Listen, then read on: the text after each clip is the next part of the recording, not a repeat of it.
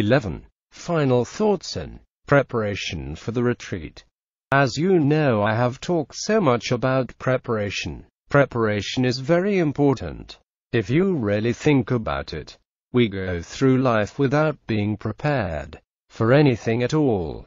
Everything happens to us just by chance. I don't think this is a good way to live our life. Of course, there are many things that happen in our lives which are unexpected, so we have to do something about it immediately. There are things happening like that once in a while. But mostly, if you think about it, we know that something is going to happen, or at least we have a high percentage of probability that something is going to happen. What is something that is really sure to happen in our life? It is death. Death is definitely sure. There is no doubt about it. Are we preparing for it? Mostly I like to say positive, encouraging things that can motivate people to do something good. But death is a big motivation, a big lesson. I know quite a few people who got very close to death. I took them to hospital, so I know how they felt. They were very sick, almost dying. I took them to the hospital and looked after them, and I found out that those that experienced death very deeply came back a different person. This is very important. So even though we are sure we are going to die, we don't know whether it's going to be today or 50 years later. We don't know. It could happen today. Who knows? It is better to be prepared. This retreat also we know is going to happen, because we're going to make it happen. It is better to be prepared and understand that your meditation does not begin on the first day of the retreat. It has begun a long time ago. The retreat is part of the whole process, and even after the retreat your meditation practice will go on until you die, until the last moment. This is something I am really preparing for. I want to know how the last moment feels, how it's going to be, and what my mental state will be at the last moment, 1 second before I die. I want to know it and also be aware of it and then die. That is the best way to die. So I am really preparing for that. If you have prepared well enough, your work is half done. If you take a very simple example from my life, because most of us have studied for many years and got university degrees also.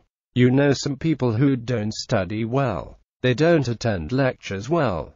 They don't go to the practical as well, and they don't try to solve the problems very well. Then when the exam is very near, what do? They panic. They worry. And they have so much anxiety they can't sleep or eat. Then the moment before they go into the exam hall, the shaking. In the exam hall they look at the question paper and say, I don't know this. I don't know that. Too agitated to do anything anymore. No time to think anymore.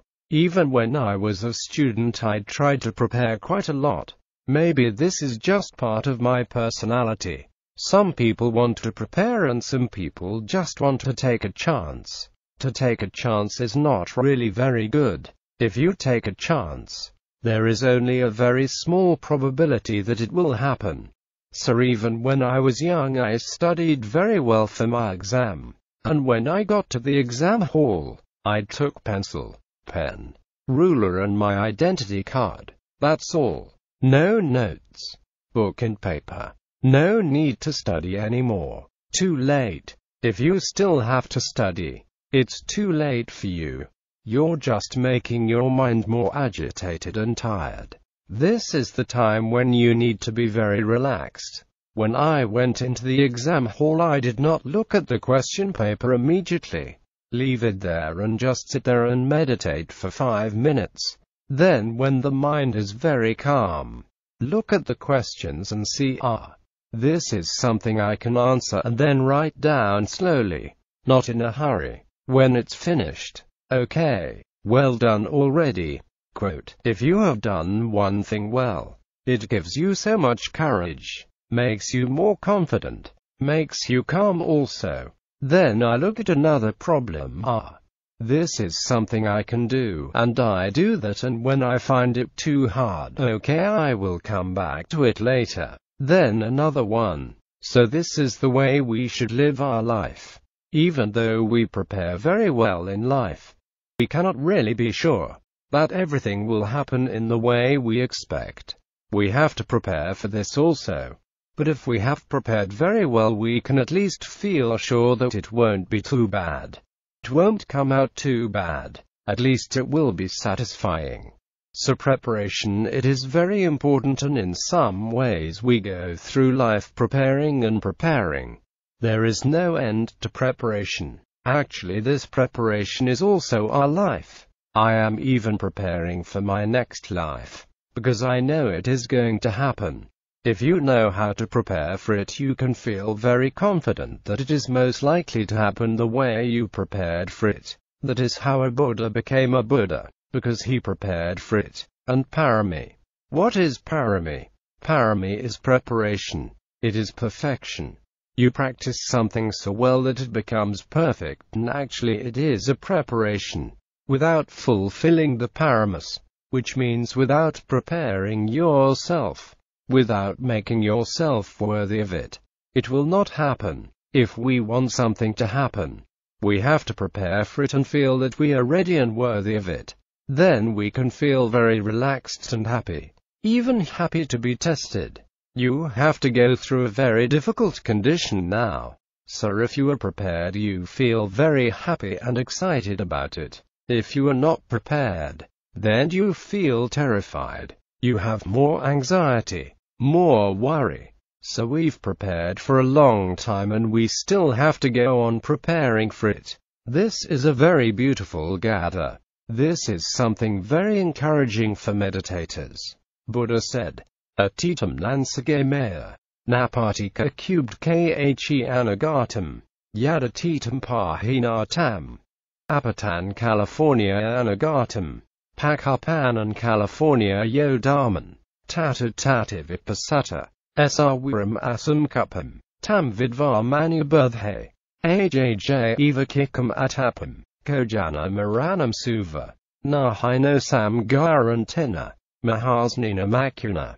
Evam vihari martapim, ahoratam attenditam, tam ve badakaratati, santo asikate munisha, tilde mni. 187.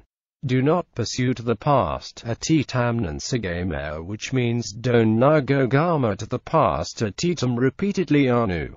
That doesn't mean that we have to forget the past totally. The meaning is very clear actually.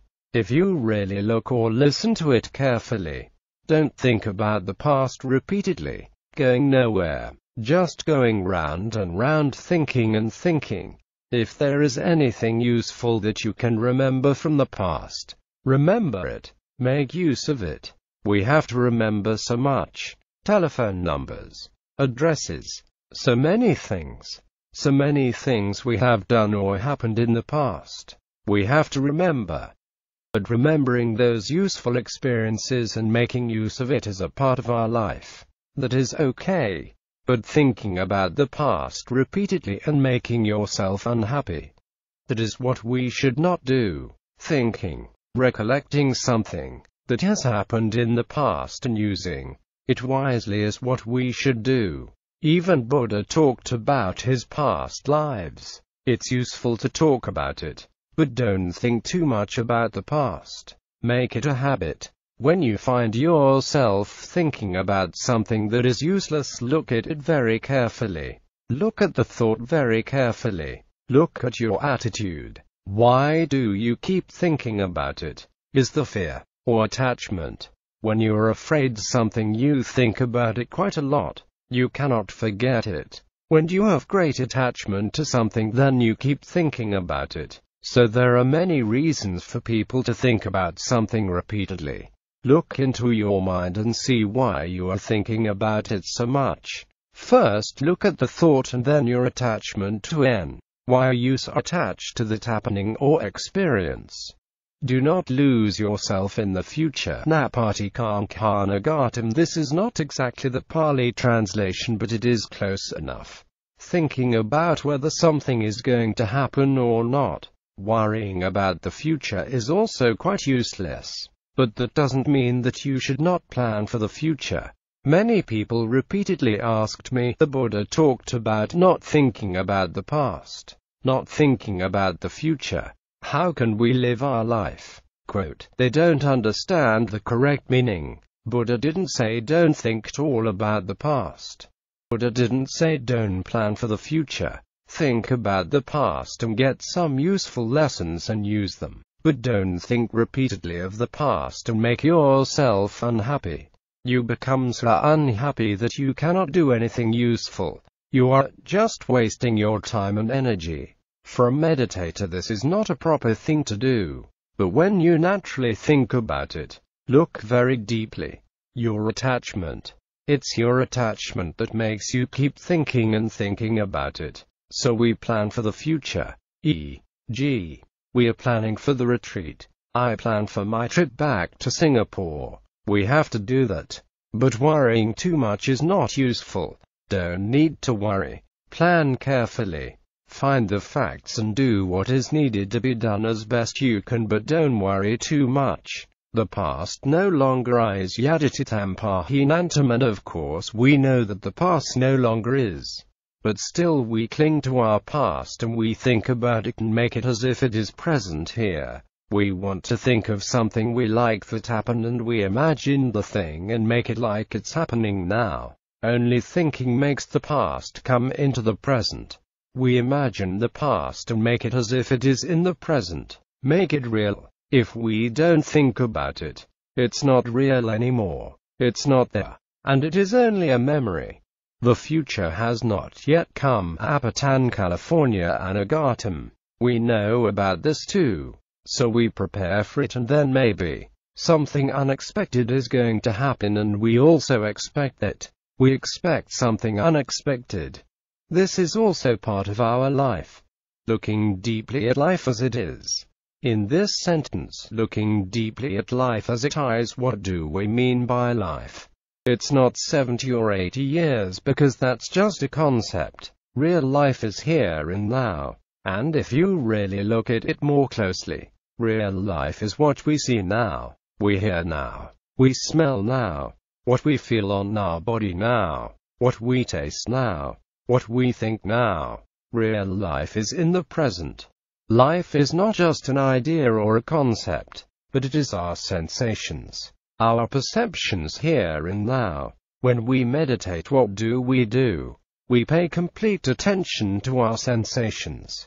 Today I want to make the word sensation very clear. Have you understood the word as I mean it? What I mean is, when you feel cold, that is a sensation. When you feel hot, that is also sensation. When you feel pain anywhere on your body, that is also sensation. When you feel pleasant, that is also sensation. When you see something, that is sensational, sir. When you hear, that is also a sensation. When you smell, that is sensation. When you taste something, that is also sensation. That is what I mean by sensation. So when we meditate, we pay complete attention to sensations. So you're now getting a gist of what meditation is. When we pay close attention to, say, feeling cold, is there any shape? There is no shape. A sensation of cold has no shape. So when we pay attention to feeling cold, we don't think of the shape. We pay attention to the sensation only. So direct experience is something unthinkable. This is another point. Do you agree with that?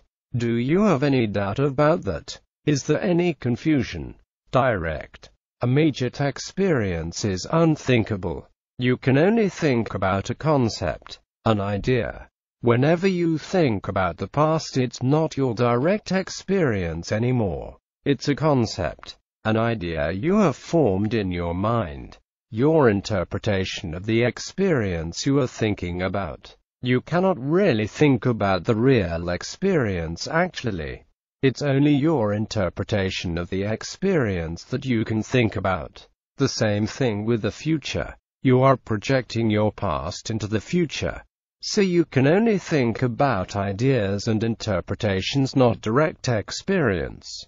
When we meditate, we pay complete attention to our direct experience in our body and in our mind. Whenever thoughts arise, we pay direct attention, complete attention to the thought. Sometimes there may be no thoughts. The mind is just calm and quiet and peaceful, and you pay attention to that mind also. That mental state, not a thought. It's a mental state. No thought. Very clear, very calm, very peaceful. You pay attention to that too. This is happening now. We don't do anything about it. We don't try to change it. When we meditate, we are not trying to do something, to make something happen. We are trying to pay attention to what is happening as it is. So this is a very important point. Looking deeply at life as it is. Looking deeply only. Not doing anything about it. Many people ask what to do when meditating. Just pay attention. But most people are surprised by the answer. They think they have to do something. They have to create something. Doing is something we do in our daily life. But when we meditate, we don't do anything at all. We just pay attention. It is so simple that it is so hard for people to do. Just because it is so simple. We have the habit of making things so complicated. When we try to do something, the ego is in the way. You cannot do that in meditation. Get yourself out of the way and let meditation happen. No ego. Not doing anything. Just paying complete attention. This is very important. Looking deeply at life as it is in the very here and now. In the very here and now, there is no story. Can you make a story about something happening right here now? There is no story here and now. There are only sensations arising and passing away. Only immediate sensation. So this verse is very clear. If you understand every word. This is the instruction. Looking deeply at life as it is in the very here and now. The practitioner dwells in stability and freedom. Pakapanan California Yodaman. Tatu tatu vipassata. Sawaram asam kupam. If you can keep your mind in the here and now with all attention, there's stability there. That means your mind is not going to the past. It's not going to the future. So there is stability. If you are thinking about the past or the future, that means there is no stability. When your mind settles in the very here and now, paying attention to whatever is happening in your body or in your mind, you have stability and freedom also. Because when you are paying total attention, there is no thought. Actually, thought is a prison we're in. When we pay full attention, there is no greed in the mind. Greed is actually a thought. Without thinking, can you actually make yourself become greedy? Try and, without thinking about a story or a person, a situation, we cannot become greedy. So greed accompanies a thought. The same thing with anger. Without thinking anything about it, you can't get angry. So right here and now, there is nothing to be greedy about. There is nothing to be angry about. That is freedom actually. No greed. No anger. Full attention. That's why no delusion. No absent-mindedness. We must be diligent today. To wait until tomorrow is too late. Death comes unexpectedly. How can we bargain with it? Ajj evakikamatapam. Kojana maranam suva. Nahino sam garantina. Mahasnina makuna. This reminds me of a line. To wait until tomorrow is too late is a line in a song somewhere. It's now or never. This song. Who sang that? I don't remember. So we must be diligent now. To wait until tomorrow is too late. So it's now or never. Death comes unexpectedly. We don't know when we will die. We just believe that we will live for a long time. Oh, I am quite healthy and I am going to live for at least another 20, 30, 40 years. Quote, I even hope to live for 50 years. 50 more years. I want to work until the last day. The last moment. Anyway, no matter when it happens, it can come unexpectedly. Most people die unexpectedly. But some people know that they are going to die because they have been sick for a long time. Actually, these people are very fortunate. Those who know that they are going to die many months or perhaps years in advance, they are very fortunate. Some people have told me, I want to die instantly so that I don't have to suffer.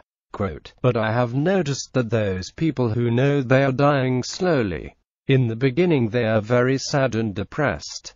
But especially if they are meditators, they come out of depression very quickly and they meditate. They make use of each moment, each day very well. The moment they wake up, they feel so happy. I am still alive. Quote, they make use of the time very well. Whenever they meet somebody, they relate to the person with real care, love and compassion, because they know that they are only going to be together for a few days, maybe for a few months. Then they'll be gone and won't see them anymore. Why think about things that frustrate us?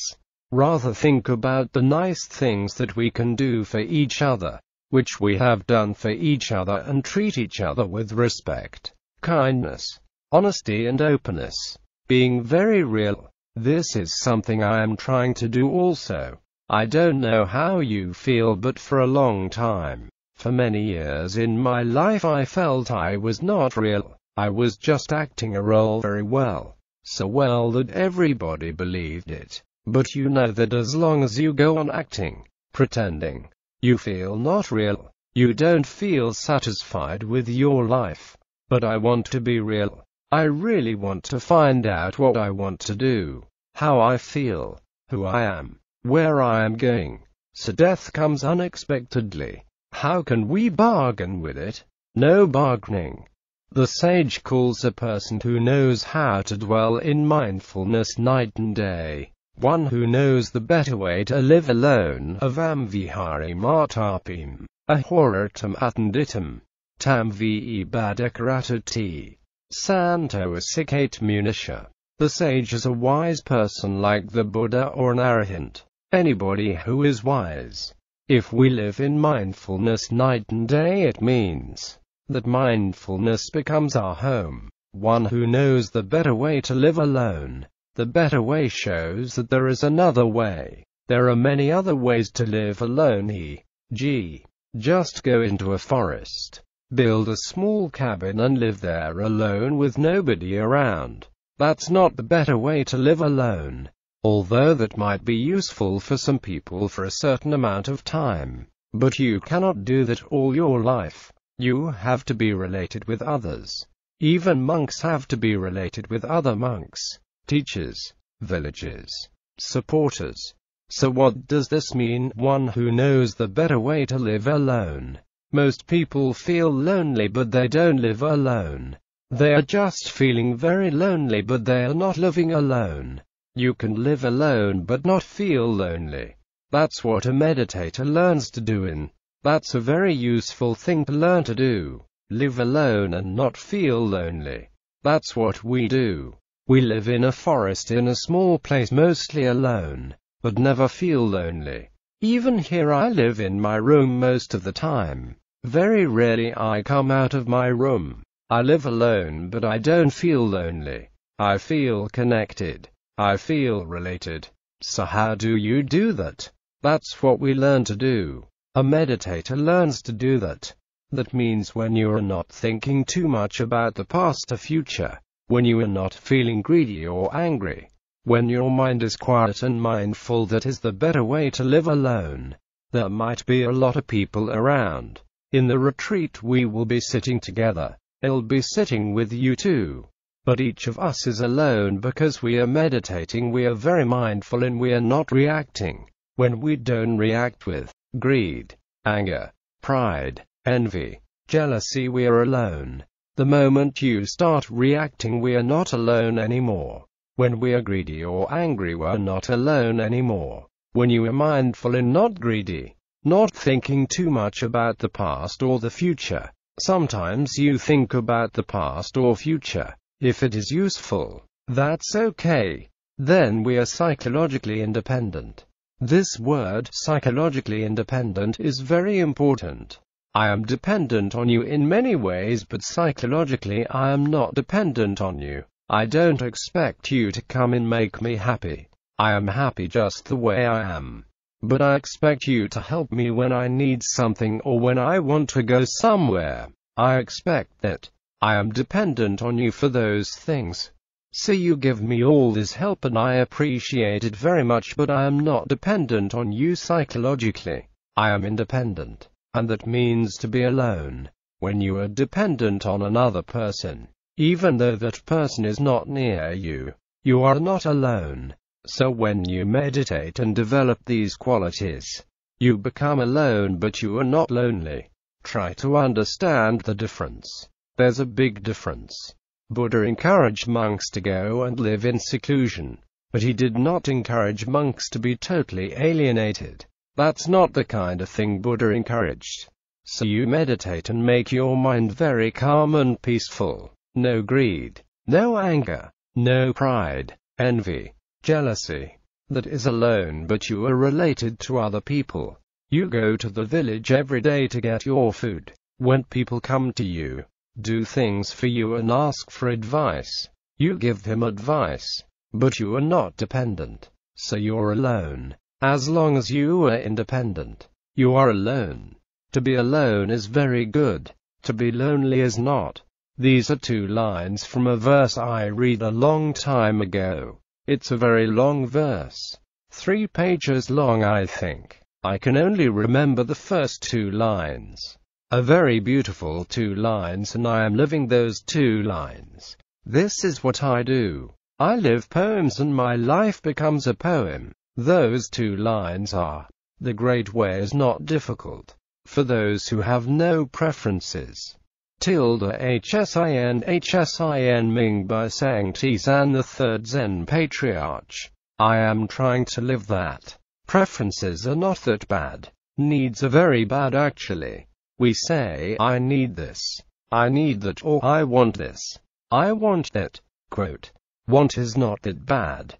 Need is more bad, because when you say I need, that means you cannot live without it. In most cases we don't need much. What we really need is so little that it's funny we talk about it. We don't even want to talk about it. We don't need much. Just a small amount of rice, some green vegetables, a little bit of beans. That's enough. Just fill your stomach. Your stomach is quite happy. Only your tongue is not happy. What we need is so little. And for clothing, you see, I wear the same clothes. If I need to wash, I wash one in the morning and it dries in the evening, and then I wear it again. Every day I wear the same clothes. No need to change. Just wash it and wear it again and again. No problem. My body is quite happy, but maybe my eyes are sometimes very unhappy about it. That's only my eyes, but my body, as long as it feels warm, it's perfectly okay. Only my eyes causing so much dukkha. So, now I am becoming a bit wiser. I don't listen to my eyes and my tongue, but I listen to the eyes when I walk so that I don't fall into a pit. When you say I need it, look very deeply and ask yourself, do I really need it? Can't I let go of it? Quote, are you really sure you need it? If you ask that question, maybe your answer will be 99 out of 100. No, I don't need it. I want it.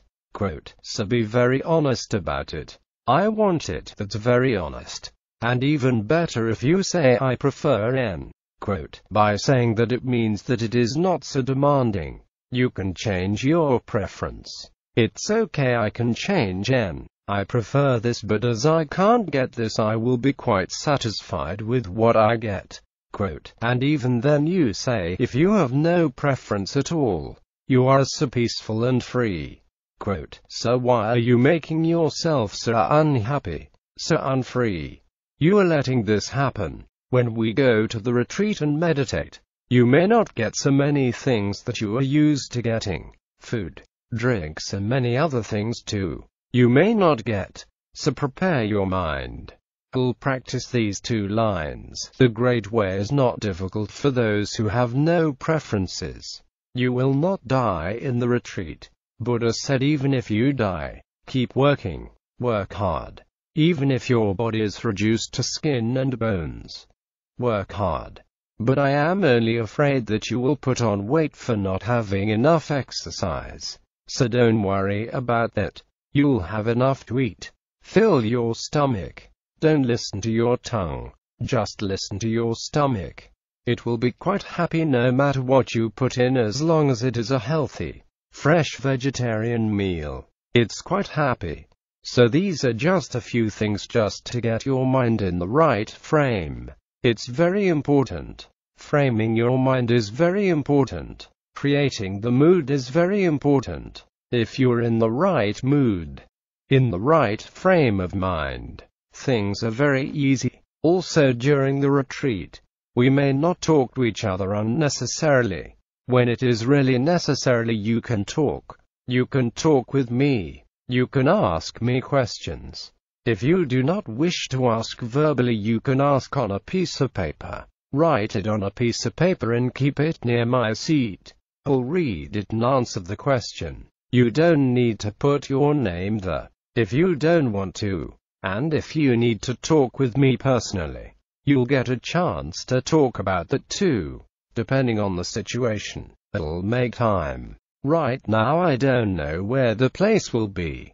It's good to do that in the meditation hall, the place we will be meditating, because according to the plan we have 1.5 hours to walk in the morning and evening. That's long walking. In between 1 hour walking and 1 hour sitting. When others are walking and you have a question, I think if it's suitable we can do the question and answer in that time also. Otherwise we can make another time just for question and answer. We will not be talking to each other during the retreat, so I think it's good now for you to get to know each other. If you don't know anybody's name, I want to have your names also so that I know who you are. I know all your faces because I've seen you many times before, but some of you I don't remember the names. So each one of you here now, feel that we are friends. Feel that we are brothers and sisters.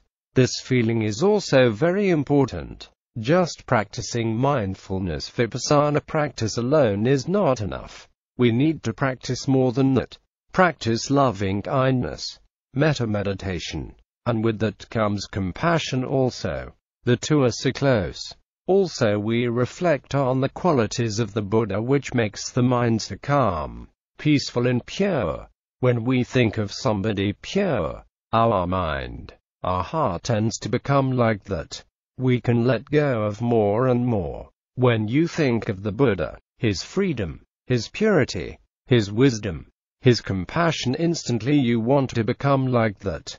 Just wanting to become like him makes you want to let go of other things that are hindering you. So along the way in the process we will practice that too for only a few moments. A few minutes.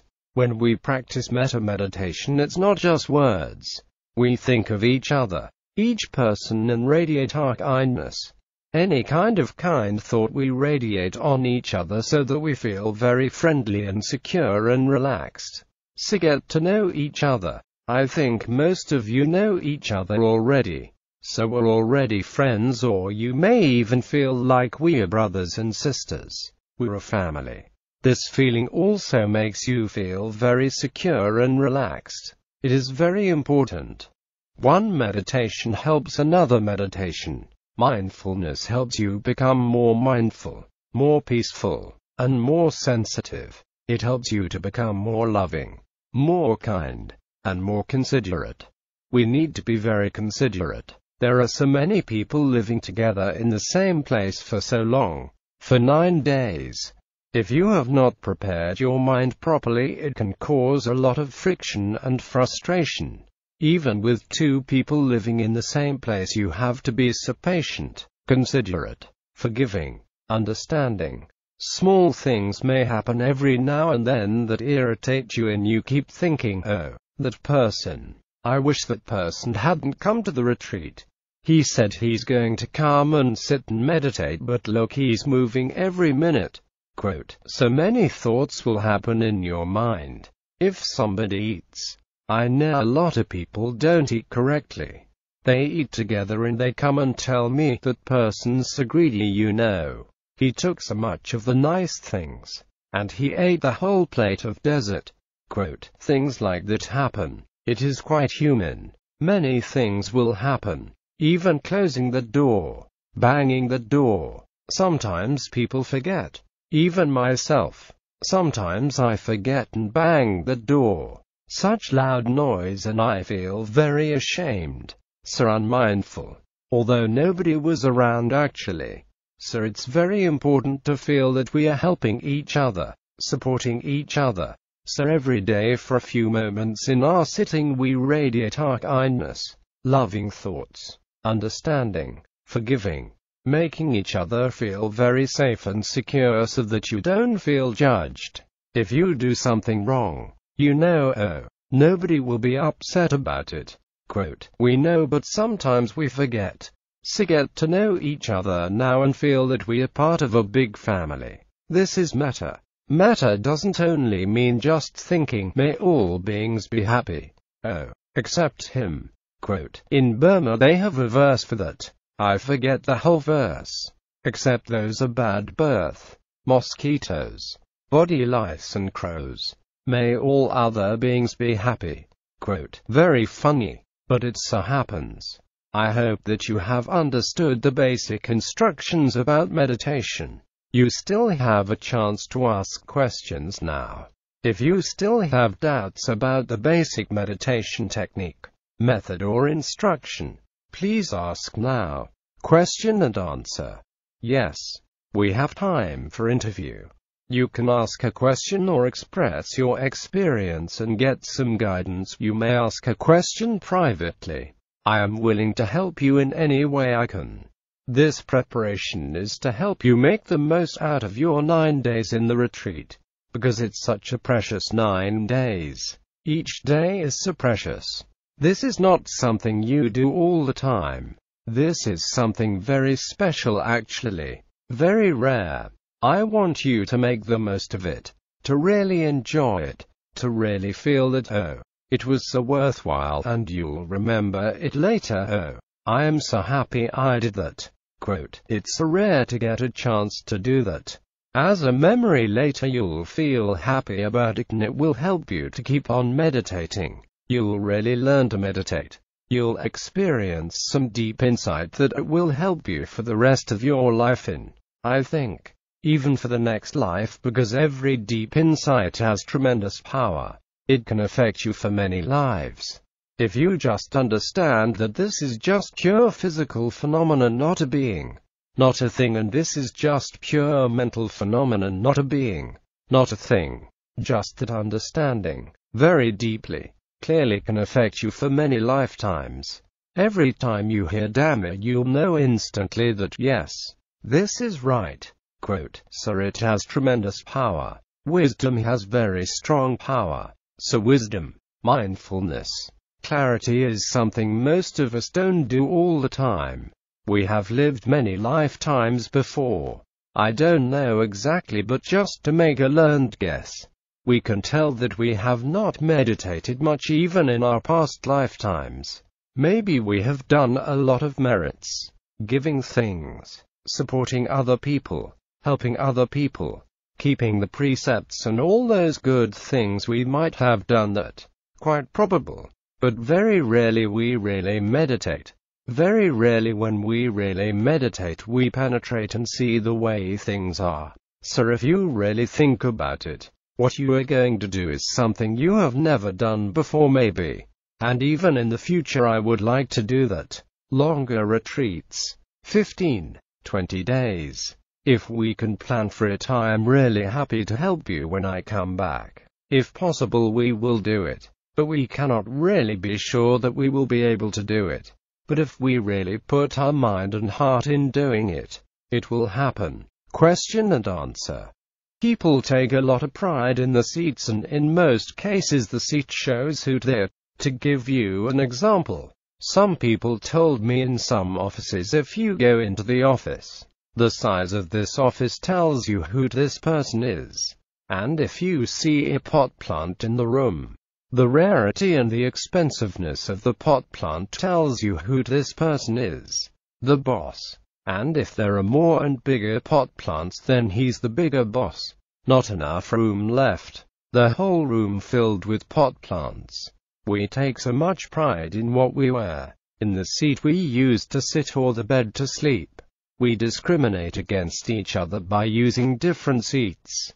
You shouldn't sit in that chair. That's for somebody special. Quote, when we take the 8 precepts, we deliberately make ourselves humble. We don't show off with our clothes or seat. So no high and luxurious seats. It affects our mind also. I am glad that you mentioned that. 8 precepts are not meant to deprive you of your necessities. They help you to meditate, to make your life simpler. If you are not used to keeping 8 precepts, you may think that, oh, it's so hard. But if you are willing, even though you are not used to N, you'll find that after the second day it's okay. Only on the first day you feel like you are missing something. Instead of the meal, you can drink a lot of juice. If you become used to doing that, you may not even feel the need to do that anymore. Just water is enough. But it's okay, you can drink juice. Have a big meal for your breakfast and another big meal for lunch, and after that in the evening, drink juice. Drinking juice is good for meditation also. Liquid does not make you feel heavy and tired. It gives you a lot of energy. Feels very light. So to make your life very simple, to save time also, is very important. Think about it. How much time we spend to eat. When I eat, it takes about 15 minutes. I give myself 20 minutes, but in 15 minutes I finish eating my meal.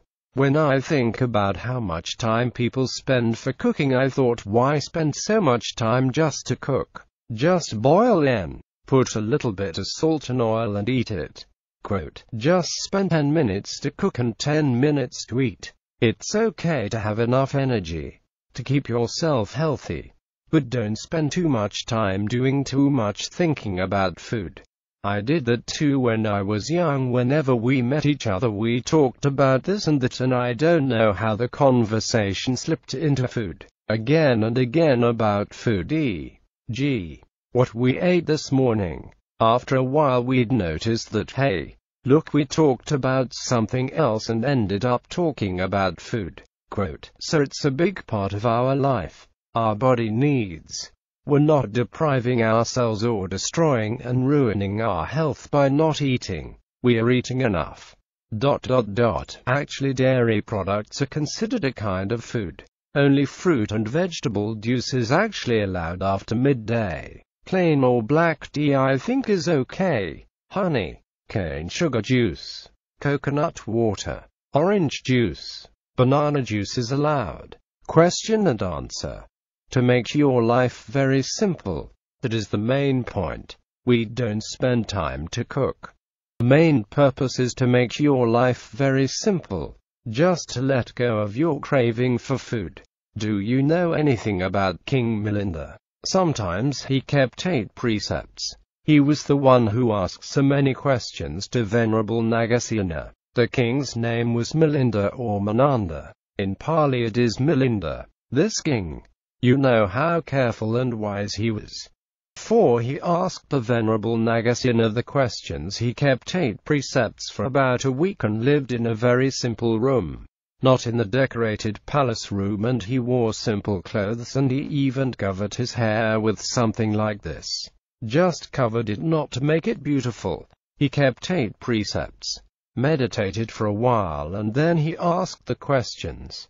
When you prepare yourself like that, your mood and perspective change. You don't feel you are a king anymore.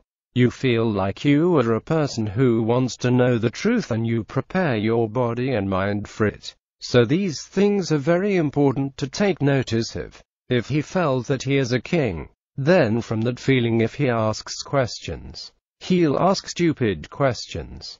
So he deliberately distanced himself from being a king. Without giving up power, he stopped attending court and he just meditated for about a week. accept 8 precepts and then ask the questions. Then he has a very important and meaningful question to ask. So these are the things which I think we should remember and learn and do. If I didn't meditate, it would be very difficult for me to talk about meditation. And if you don't meditate, it would be very difficult for you to ask about meditation. If you are doing it with all these preparations, then you know what needs to be asked. And if I have to say something, you'll know what to say. Also, don't bring anything valuable. It just worries you too much. Question. When we watch sensations, are we still aware of the breathing? Answer. If you can stay with your breath alone, stay with it as long as possible. When some other sensations on the body become very strong and attract your attention, naturally your mind will go there again and again. In this case, pay attention to that sensation for quite a long time. Stay with it for a long time. For as long as you can stay. It does not matter with what sensation you stay with. The only thing that really matters is to stay with it for a long time and see the nature of it. See that it is just a natural phenomenon. It has no shape, no name, and it doesn't belong to anybody. Question and answer. Yes, it might disappear. Sometimes it might not disappear. Most of the time it disappears. When it disappears, then go back to breathing again. Sometimes even breathing disappears. Only very clear, peaceful state of mind is there. Then you pay attention to that.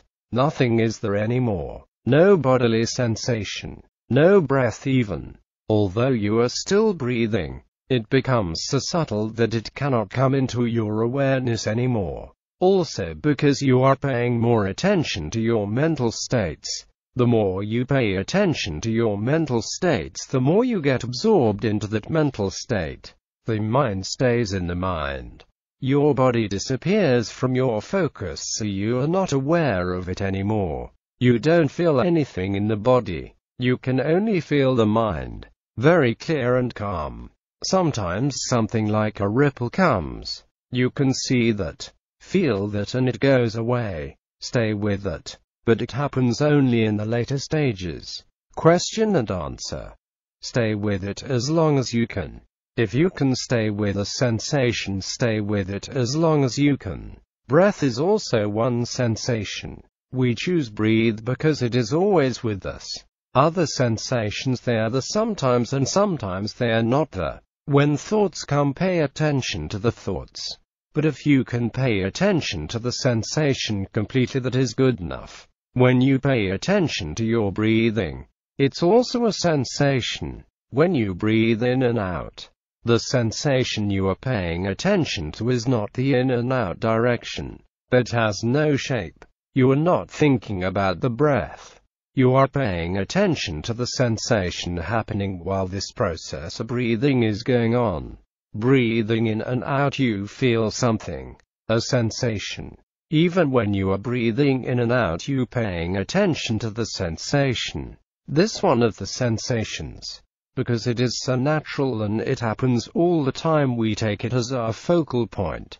But when another sensation happens in the body, we pay attention to that. If you can stay with that sensation as long as it lasts, keep doing that. We don't say that this is better than that. Because only in samatha meditation you have to stick to one object. With vipassana meditation you can switch from one object to another as long as you don't think about it or anything else. You can pay attention to any sensation and stay with it as long as possible. And when it disappears, come back to your focal point. Sometimes it doesn't disappear. Let's say, for example, pain. It becomes more and more painful. After a while you think that I can't bear this anymore. It is too painful and it is making my mind agitated. Quote, sometimes people even tremble because of the pain. They endure and after a while they think, I can't take it anymore. Quote, so some people shake with pain. Some people sweat with pain. Some people are very brave. Then at last, when you think that this is the limit, it's not really useful anymore. Change your posture very slowly and mindfully. As you move even a centimeter, you can feel the sensation and difference. It's getting better.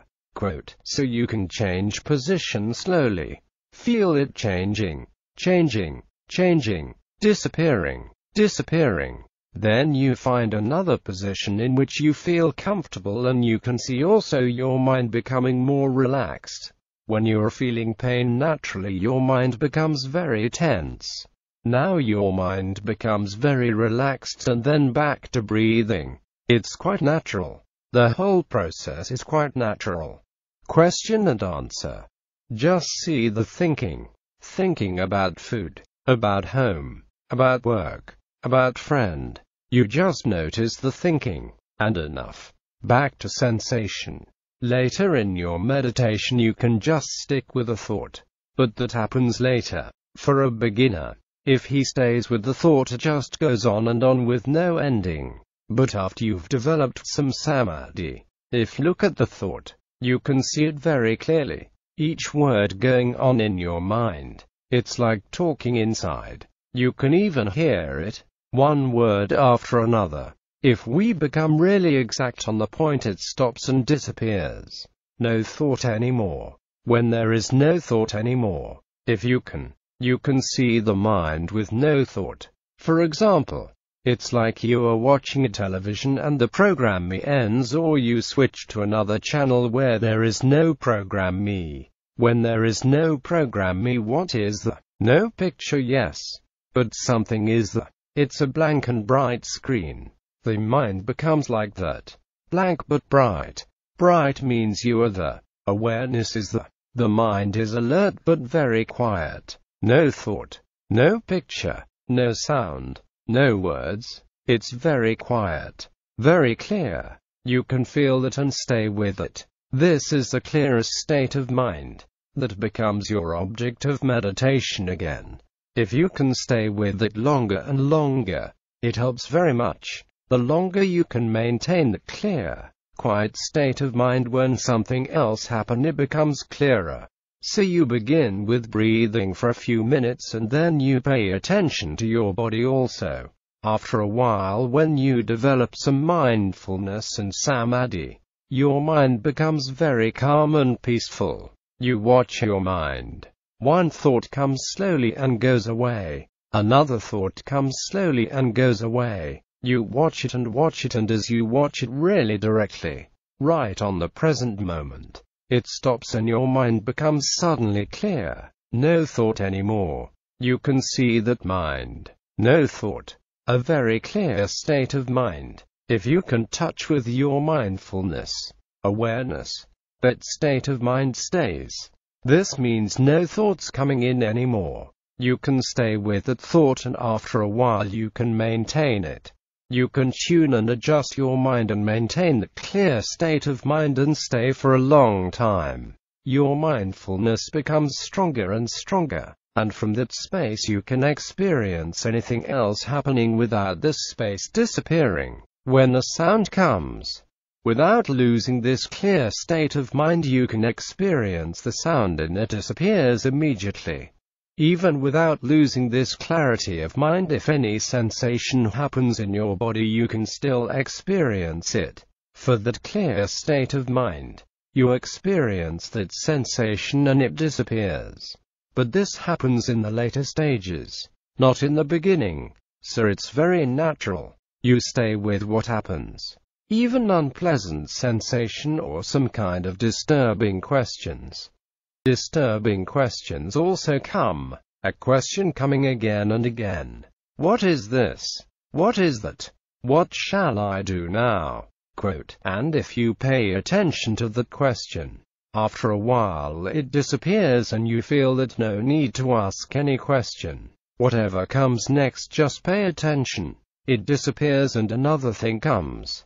Pay attention. If you are willing to do that, then just go on doing that. Don't need to do anything else. Just pay attention to whatever comes. Whatever happens in your body or in your mind has to be observed. All you need to do is to observe it, to look at it, to pay attention, to see what it is. No need to change it or to push it away. Don't create anything. It is very simple. If you can do that, your mind becomes very calm, very still. You are not doing anything at all. That's a kind of samadhi. Very calm. Sometimes nothing is happening. The mind is very calm and clear. You can see that mind more and more clearly. You can see that it's very calm. You experience calmness. You experience samadhi again. This is samadhi. The mind is bright. It's like a flame. It's like a candle in a cave, very deep cave with no wind. It's very still. You light a candle. It's burning bright, but the flame is so still it is like it is painted. You can sometimes see your mind like that. Very calm. It does not move at all. Sometimes you feel your mind very tranquil. It's cool. Very cool. Sometimes you feel that it's so balanced that you don't have to do anything at all. It's just balanced. So much equanimity. Sometimes you feel a lot of motivation. Sayadaw. To keep meditating. You don't want to get up. You don't want to go out and do anything else. You just want to go on meditating. Sometimes you even tell yourself, I can sit like that forever now. Quote, if the mind stays like that, you really can sit forever. Only sometimes it becomes weaker again. Actually things change. Question. When we feel drowsy and we know we are not getting anywhere, is it better to get up and do walking meditation? Answer. Before you become sleepy, pay attention to what happens to your mental state. This also is an object of meditation. In Pali it is called Sankhitam. Sankhitam means the mind going away, not going out. It's going in. It is not samadhi, but the mind is becoming more and more sleepy. Maybe sometimes it feels like being sleepy and lazy. When you're sleepy or lazy actually, because there is no energy, no motivation. So firstly, when it is happening, see that mental state also. Seeing whatever is happening now is more important than overcoming it. So when it happens, pay more attention. Sometimes just by paying attention and making yourself alert, you'll pay more attention now. That makes you wake up again.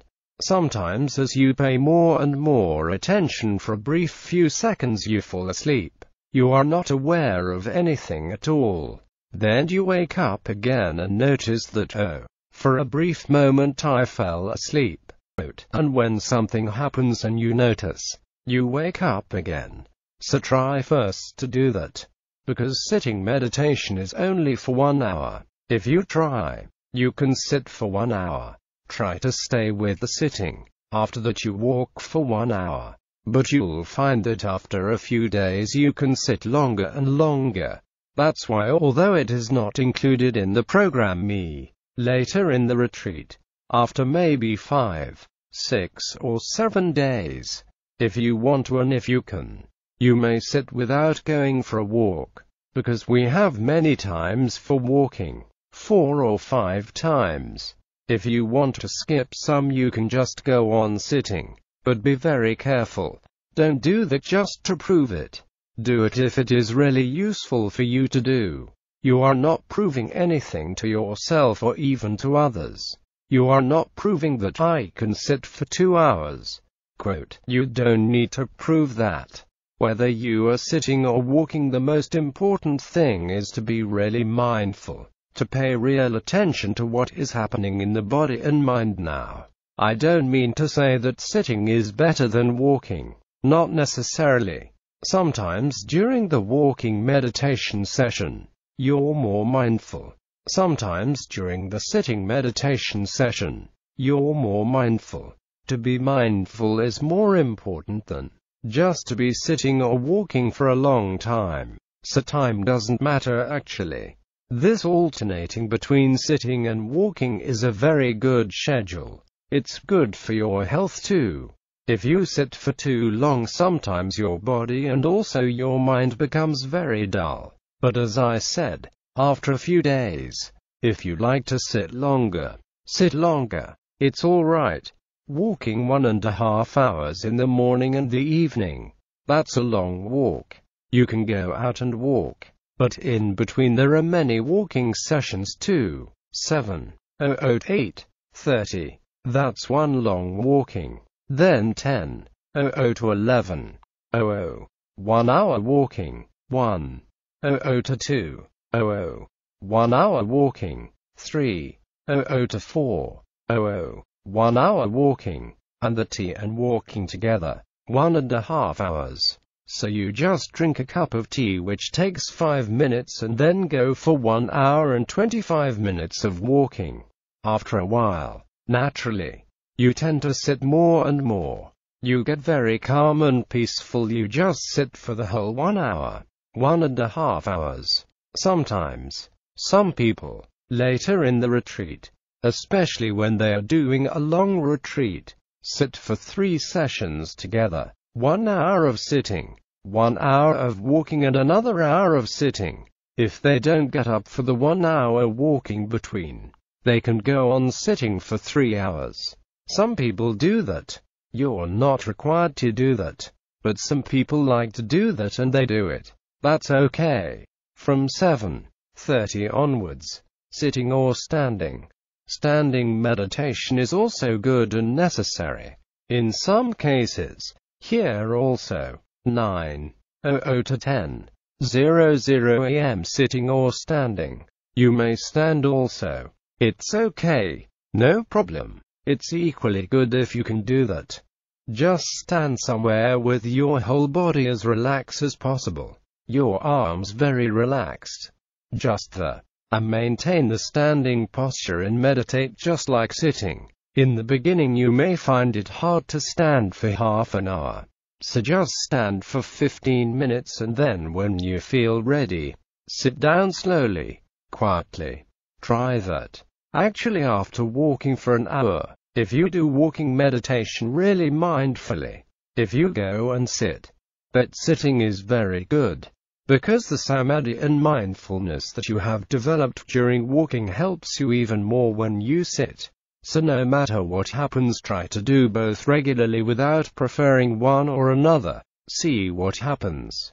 So first try to sit and walk regularly. Try to be on the schedule. Question: what do we do after the retreat? Because some of us will have to go to work the next day.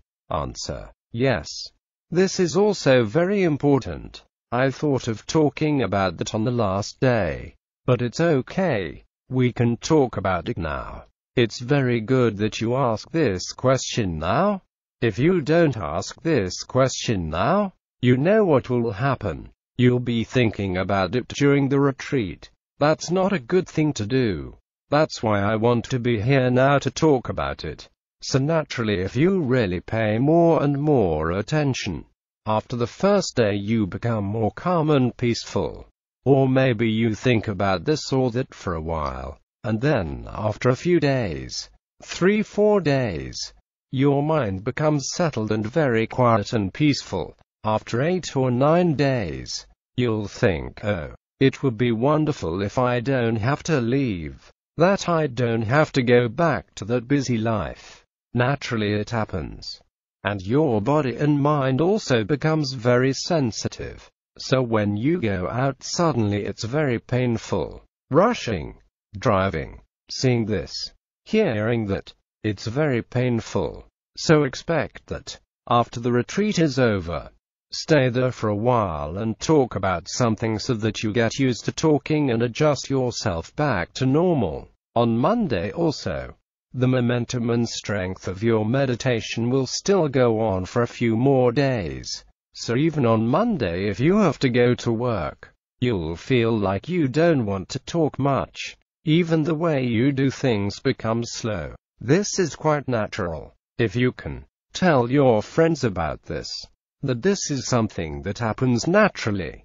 So when you come back for work, your friends know that today and for a few more days you'll be a little bit quiet and slow, not so talkative.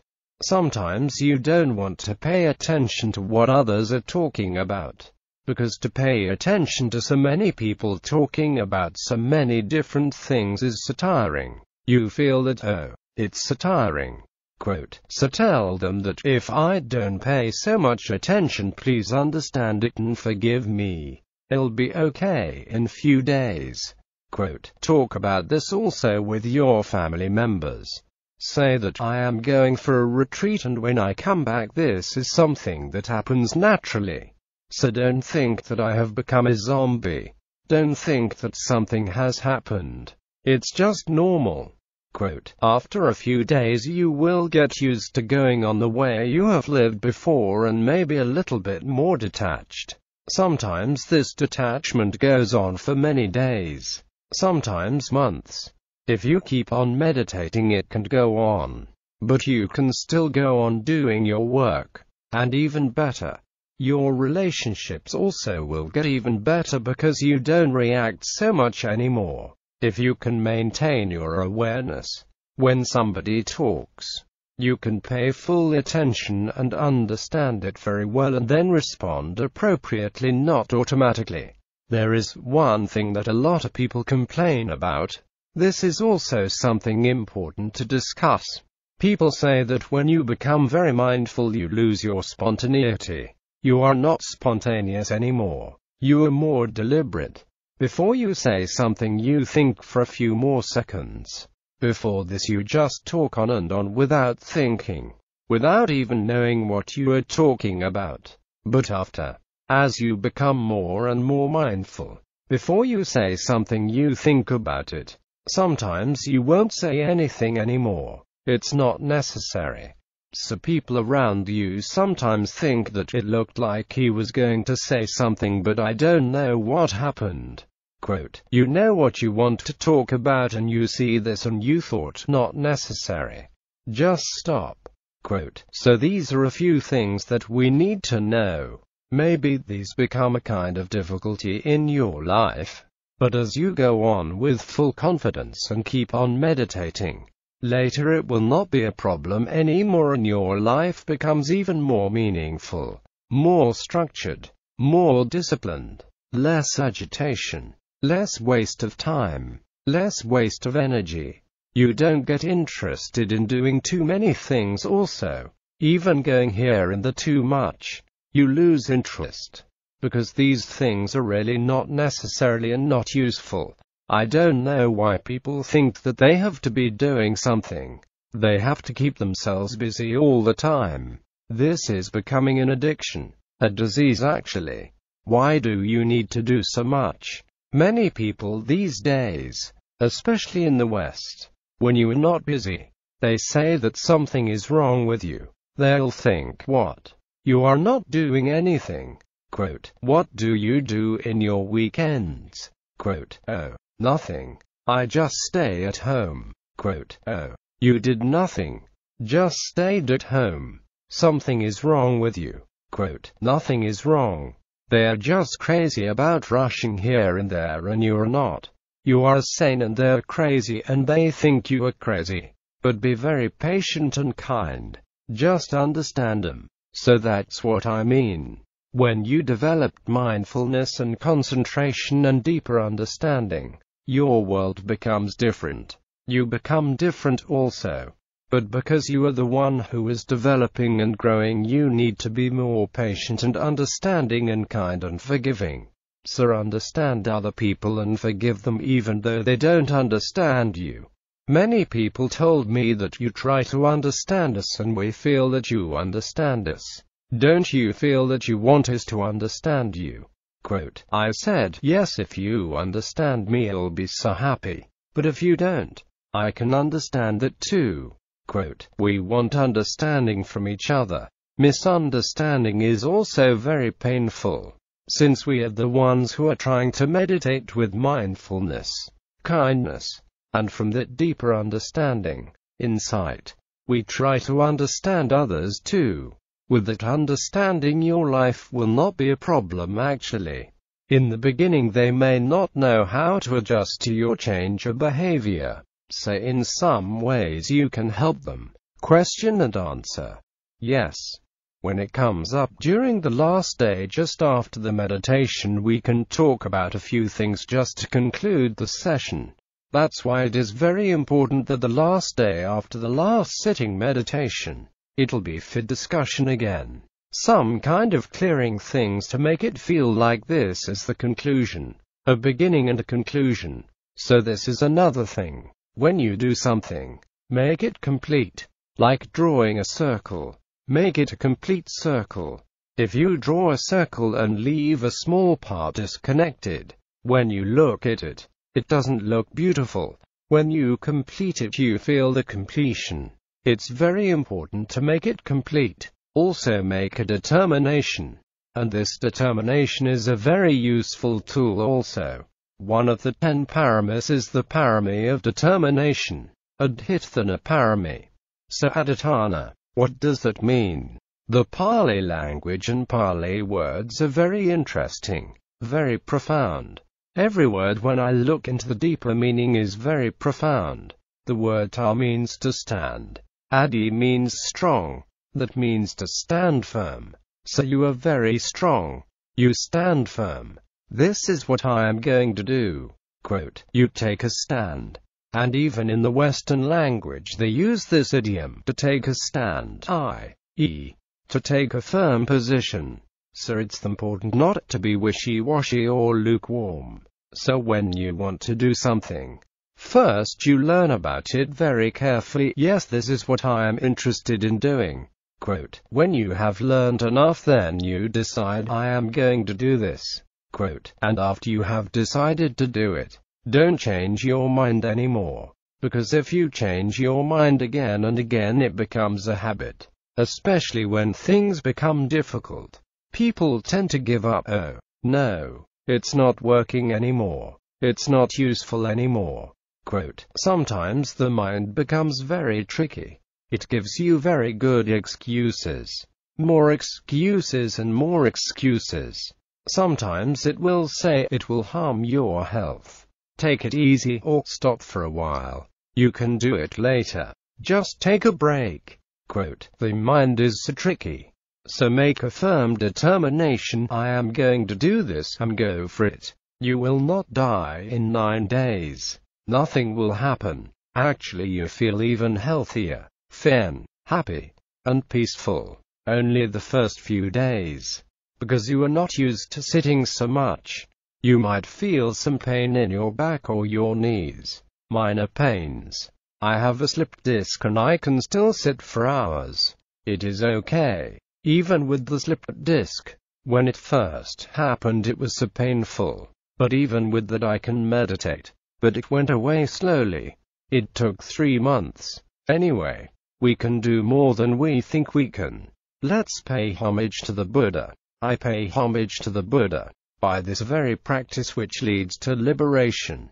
I pay homage to the Dhamma. By this very practice which leads to liberation. I pay homage to the Sangha. By this very practice which leads to liberation.